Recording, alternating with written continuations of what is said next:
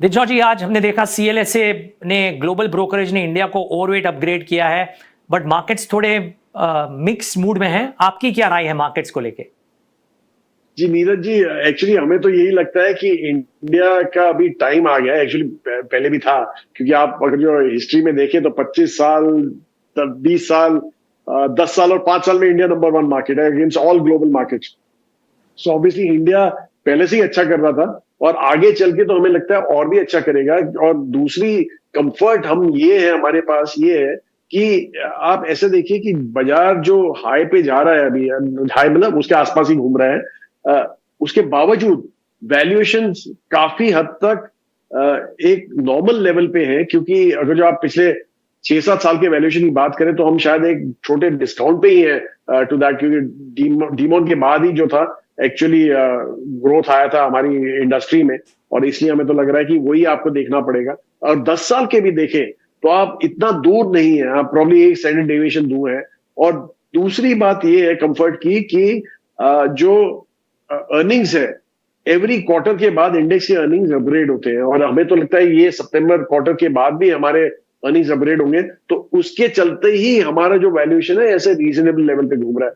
तो इसलिए हमें लग रहा है कि हम एक बहुत ही अच्छे जगह पे हैं और हमें लग रहा है कि यही हम in the medium to long run ये तो बहुत ही अच्छा रहेगा हिंदुस्तान के लिए।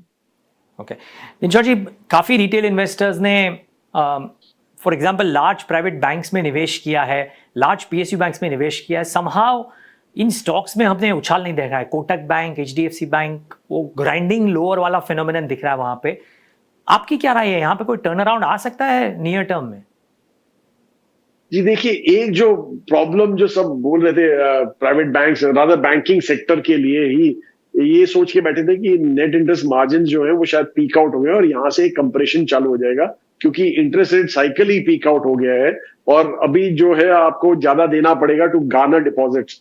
तो इसलिए आपके जो नेट इंटरेस्ट मार्जिन है वो शायद आपके कंप्रेस होने लगे, जो हो रहे हैं। ऐसा नहीं है कि नहीं हुआ है, बट बहुत कम हद तक हुए हैं। जितना सोच रहे थे उतना ज्यादा नहीं हुआ है, काफी कम हद तक हुआ है। लेकिन आप दूसरी जो बड़ी स्टोरी है वो ये है कि जो क्रेडिट ग्रोथ जो होता है उसकी उसकी वजह से ही नॉर्मल बिजनेसेस चलते हैं, बैंकिंग के बिजनेस चलते हैं।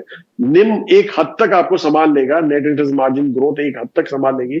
लेकिन जब तक क्रेडिट ग्रोथ नहीं आएगा वो निम का फायदा नहीं है, क्योंकि वो निम एक बहुत छोटे बेस पे अप्लाई हो जाएगा फिर।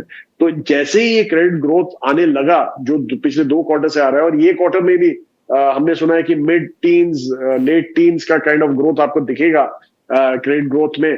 तो वो अगर जो होता है तो ऑब्वियसली मेजर री-रेटिंग जो होती है सेक्टर की वहीं से होती है कि आपका बेस बिजनेस बढ़ना चालू हो गया और आप सिर्फ मार्जिन पे ही डिपेंड नहीं कर रहे हैं। तो इसलिए हमें लग रहा है कि आगे चल के हमें तो यही लगता है कि बैंकिंग सेक्टर ही है जो पूरे इंडेक्स को खींचेगा और उसका वजन भी बहुत ज्यादा है वो सेक्टर का इंडेक्स में। तो इसलिए हमें तो अच्छा ही लग रहा है यहाँ से। जी, एक आखिरी सवाल दिग्जॉ जी, और वो है डिफेंस स्टॉक्स को लेते हुए। 2022 वाज अ रेवोल्यूशन ईयर उनके लिए, मतलब काफ़ी हद तक डिस्कवर हो गए, बहुत गेन्स हुए 2023 में भी। अब थोड़े कूल ऑफ शायद हुए हैं सिलेक्टिवली थोड़े डिफेंस नेम्स। क्या थोड़े मीडियम टर्म व्यू से अभी भी डिफेंस में आपको गेन्स की गुंजाइश लगती है, या इन्वेस्टर्स को थोड़ा केयरफुल रहना चाहिए? जी देखिए, काफी हद तक जैसे आपने बोला जो प्योर डिफेंस प्लेस थे, जो हमारे डोमेस्टिक डिफेंस को ही केटर करते हैं, वो तो काफी हद तक आई थिंक ओवर वैल्यू हो गए थे। और एक्चुअली जैसे आपने बोला कि करेक्शन भी आने थोड़े बहुत चालू हो गए, हमने ट्रैक नहीं किया है नॉर्मली यहाँ पे। पर दूसरे एक आध ऐसे स्टॉक हैं जो एक्चुअली आउटसोर्सिंग प्लेस बन सकते हैं। और आप ग्लोबली देखिए, ये जो रशिया यूक्रेन का हुआ है या तो अभी इसराइल और गाजा स्ट्रिप पे हो रहा है, उसके चलते काफी कंट्रीज अपना जो डिफेंस का बजट है वो बढ़ाने लग गई है। और ग्लोबली एडिशनल जो डिफेंस प्ले होने वाला है वो $400 बिलियन की बात हो रही है। एवरी ईयर नए नए ऑर्डर्स आएंगे $400 बिलियन के।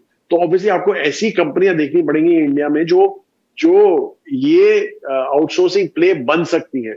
और नॉर्मली एक इलेक्ट्रॉनिक स्पेस में एक डिफेंस प्ले है जो हमें तो बहुत ही अच्छा लगता है, वो हमारे पास है। इनफैक्ट हमारी टॉप 5 होल्डिंग्स में वो नाम है हमारे पास, और बहुत ही अच्छा किया है बाय द वे।